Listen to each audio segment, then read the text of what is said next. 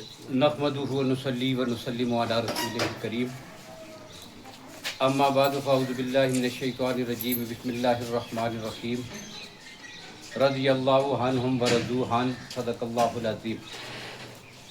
عزیز طلباء، آپ کے اساتذہ کرام نے ابھی آپ کو یہ بات بتا دی ہے کہ کل سے نئے اسلامی سال کا آغاز ہو رہا ہے۔ اسلامی سال کا پہلا مہینہ محرم الحرام ہے اور کل جو ہے اس کی یکم یعنی پہلی تاریخ ہے۔ تو نئے اسلامی سال کا آغاز الحمدللہ کل سے ہوگا سن 1448 ہجری کا۔ اب یہ جو پہلی تاریخ ہے یکم محرم الحرام، اس کو اسلام کی تاریخ میں ایک اور یادگار حیثیت حاصل ہے۔ وہ کیا ہے کہ یکم محرم الحرام کو اسلام کی تاریخ کی ایک بہت بڑی شخصیت جن کا نام حضرت عمر ہے، جن کا لقب فاروق ہے، جن کی کنیت ابو حفص ہے اور جنہیں فاروق اعظم کہتے ہیں رضی اللہ تعالیٰ عنہ، حضرت عمر بن خطاب رضی اللہ تعالیٰ عنہ، وہ مسلمانوں کے دوسرے خلیفہ راشد ہیں۔ تو ان کی شہادت کا جو واقعہ تھا یہ اسلام کی تاریخ کا ایک بہت بڑا ثانیہ ہے، اور یہ اتنا بڑا ثانیہ تھا اسلام کی تاریخ کا کہ نبی اکرم صلی اللہ علیہ وسلم نے اپنے فرمان میں یہ بات ارشاد فرمائی تھی، لَيَبْقَ الْإِسْلَامُ عَلَىٰ مَوْتِ عمر۔ عمر وہ شخص ہے کہ جب یہ دنیا سے جائے گا نا تو اسلام بھی اس کے جانے پہ روئے گا۔ تو یہ بہت بڑا نقصان تھا امت مسلمہ کا، مسلمانوں کا، کہ اتنی بڑی شخصیت جو ہے ان کی شہادت ہوئی یکم محرم الحرام کو۔ تو اسی مناسبت سے بس زیادہ وقت آپ کا نہیں لیتے، کل کو جو چھٹی ہے آپ کی وہ بھی اسی مناسبت سے ہے کہ یکم محرم الحرام کو ان کے یوم شہادت کی مناسبت سے ہمارے صوبہ میں حکومت نے چھٹی کا اعلان کیا ہے۔ یہ بہت زبردست اور احسن قدم ہے، ہم اس پر جو ہے ان کو پوری حکومت کو خراج تحسین پیش کرتے ہیں۔ یہ ایک زبردست قدم ہے۔ اب یہ کون شخصیت ہے تھوڑا سا تعارف میں کرا دوں۔ ان کا جو خاندان تھا اس کا نام ہے خاندان بنو ہدی، اور ان کے خاندان میں اوپر چل کر جو ہدی نام کا ایک شخص ہے نا، ہدی کا جو والد ہے اس کا نام تھا کعب ابن لؤی، اور یہ کعب ابن لؤی نبی اکرم صلی اللہ علیہ وسلم کے خاندان میں یہ شخصیت ہے۔ کعب سے جا کر آگے دو بیٹوں کی اولاد الگ الگ ہو جاتی ہے۔ ایک بیٹے کی اولاد میں حضرت عمر ہیں اور دوسرے بیٹے کی اولاد میں نبی اکرم صلی اللہ علیہ وسلم کا خاندان بنی ہاشم ہے۔ تو یہاں سے جا کر جو ان کا سلسلہ نسب نبی اکرم صلی اللہ علیہ وسلم کے ساتھ مل جاتا ہے۔ اب یہ وہ شخص ہے کہ جس کو اللہ نے یہ حیثیت عطا کی تھی کہ ان کے اسلام کے لیے اللہ کے نبی صلی اللہ علیہ وسلم نے اللہ کی ذات سے دعائیں مانگی تھی۔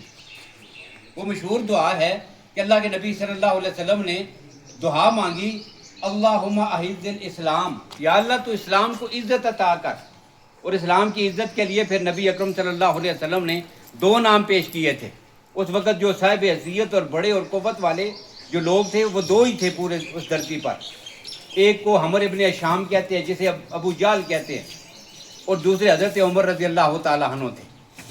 اب دعا دو کا نام لے کر مانگی ہے تو اللہ نے آپ کی دعا کو قبول کرتے ہوئے حضرت عمر رضی اللہ تعالیٰ عنہ کو اسلام کی توفیق نصیب فرمائی۔ تو اسلام کے بالکل آغاز میں جنہیں قرآن پاک نے سابقون الاولون کا، ان میں شمار ہوتا ہے حضرت عمر رضی اللہ تعالیٰ عنہ کا، اور سیرت نگاروں نے یہ بات لکھی ہے کہ 40ویں نمبر پر جس نے اسلام قبول کیا ہے وہ حضرت عمر رضی اللہ تعالیٰ عنہ کی ذات ہے۔ یہ وہ شخص ہے جس کے لیے اللہ کے نبی صلی اللہ علیہ وسلم نے فرمایا تھا ان اللہ جعل الحق علی لسان عمر وقلبہ۔ یہ حدیث آپ کو مسجد میں یاد بھی کراتے ہوتے ہیں، وہ جو 40 چھوٹی چھوٹی حدیثیں ہیں نا، ان میں یہ حدیث جو بچے مسجد میں جاتے ہیں ان کو یاد بھی ہوگی۔ کیا؟ ان اللہ جعل الحق علی لسان عمر وقلبہ، اللہ نے حضرت عمر کے دل اور ان کی زبان پہ حق بات کو جاری کر دیا ہے۔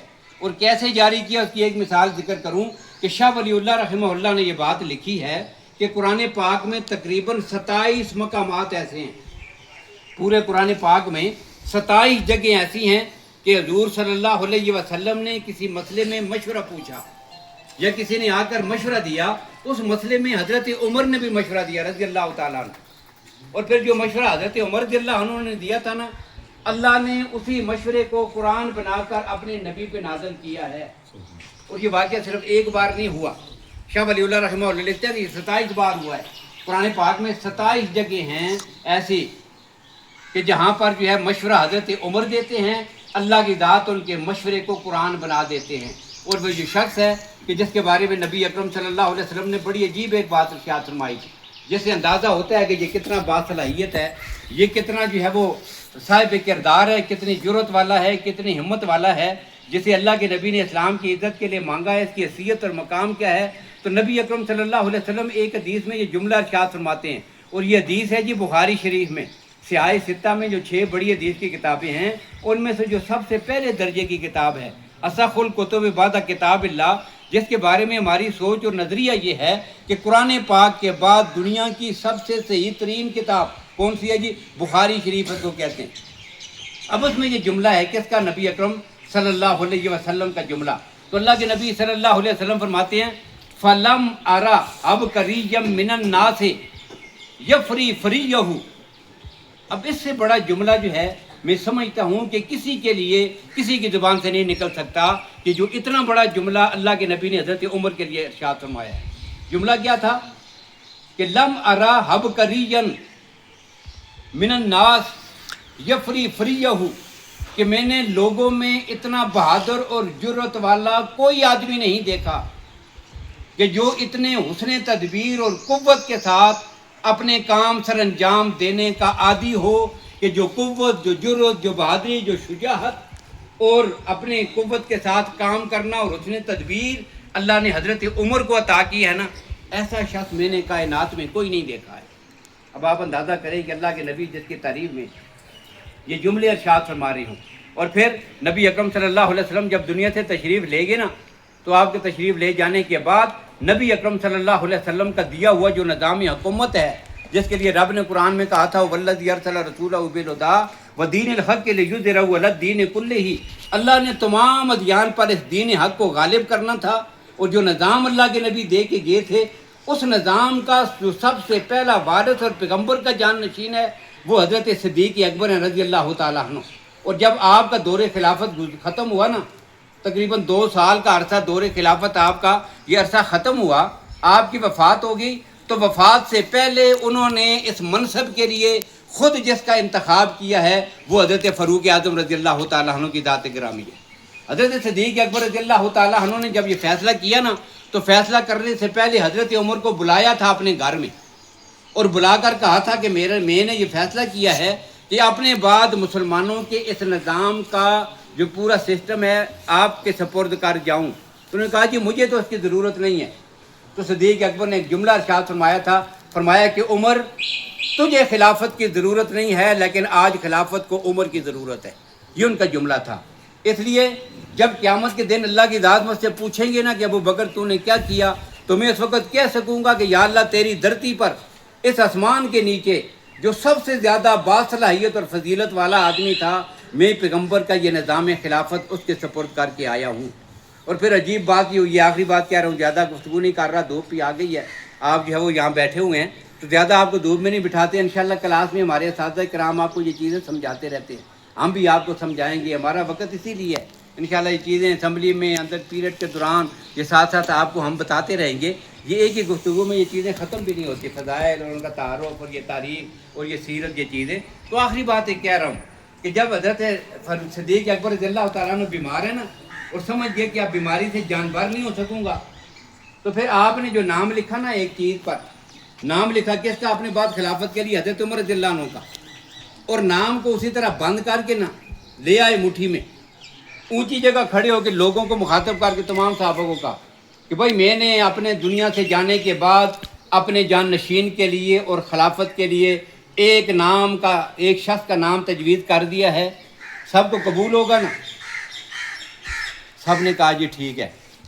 ایک آدمی کھڑا ہو گیا، ایک آدمی کھڑا ہوا، کنز المال کی روایت ہے، ایک آدمی کھڑا ہوا، اس نے کہا جی کھڑا ہوا تو حضرت صدیق اکبر نے پوچھا ہاں بھائی تجھے کیا مسئلہ ہے؟ تو وہ آدمی جو کھڑے ہوئے تھے نا وہ کہنے لگے کہ ابو بکر امیر المومنین، میں حضرت عمر کے علاوہ آپ کے بعد کسی کے ہاتھ پہ بیعت نہیں کر سکتا۔ اب نبی اور حضرت صدیق اکبر رضی اللہ عنہ نے وہ تحریر کھولی اور کہا کہ آپ پھر آ کر خود ہی ان کو پڑھ کے سنا دیں میں نے کس کا نام لکھا ہے. تو نام کس کا لکھا ہوا تھا؟ حضرت عمر رضی اللہ عنہ کا. اور یہ جملہ کہنے والی شخصیت جو کھڑی ہوئی تھی یہ کون ہے؟ یہ سیدنا علی المرتضیٰ ہیں رضی اللہ تعالیٰ عنہ. یہ علی المرتضیٰ رضی اللہ تعالیٰ عنہ ہیں. اور سیدنا علی المرتضیٰ کی اگر میں بات کروں نا تو علی المرتضیٰ اور نبی اکرم حضرت عمر رضی اللہ عنہ ان کی تو آپس میں اتنا تعلق تھا کہ حضرت علی رضی اللہ تعالیٰ عنہ اور سیدہ فاطمہ رضی اللہ تعالیٰ عنہ کی ایک بیٹی ہیں سیدہ ام کلثوم. وہ سیدہ ام کلثوم حضرت عمر رضی اللہ عنہ کے نکاح میں ہیں. تو حضرت علی رضی اللہ تعالیٰ عنہ کے یہ دماد بھی لگتے ہیں جنہیں یہ سعادت بھی نصیب ہوئی ہے کہ وہ پیغمبر کے روضے میں آپ کے قریب 7 دفن ہیں جس جگہ کو اللہ کے نبی نے جنت کہا ہے. تو یہ وہ شخصیت ہے. تو یہ ہمارے مقتداء ہیں، پیشوا ہیں جن کی زندگیاں ہمارے لیے مشعل راہ ہیں. اب ہماری کامیابی کیا ہے کہ ہم اپنے اکابر کو، اپنے اسلاف کو، ان مقتداء اور پیشوا شخصیات کو یاد رکھیں، ان کی سیرت کو پڑھیں، ان کی زندگیوں پہ عمل کریں، ان کو اپنے لیے نقش راہ بنائیں. پھر ہمیں کامیابی اور سرخروئی حاصل ہوگی. اس سے سبق سیکھیں. غیر مسلم بھی یہ تسلیم کرتے ہیں کہ اگر دنیا میں ایک عمر اور ہو جاتا تو دنیا سے کفر کا نام و نشان مٹ جاتا. اور گاندھی نے جو ہے وہ اپنی کابینہ کے سامنے ایک جملہ کہا تھا. اس نے کہا تھا نا کہ اگر تم جو ہے وہ صحیح نظام قائم کرنا چاہتے ہو عدل و انصاف کا تو تمہارے لیے لازم ہے کہ تم حضرت فاروق اعظم کی سیرت کا مطالعہ کرو. تو غیر مسلم جو ہے وہ دعوت دے رہا ہے تو پھر مسلمان اس کا کیوں نہ کریں مطالعہ. اس لیے ہم سب کا یہ کام بنتا ہے. تو کل کی جو چھٹی ہے وہ اسی سلسلے میں ہے. باقی انشاءاللہ کلاس میں یہ چیزیں ہم آپ کو سمجھاتے اور بتاتے رہیں گے. اللہ تعالیٰ ہم سب کو عمل کرنے کی توفیق نصیب فرمائے. وآخر دعوانا الحمدللہ رب العالمین.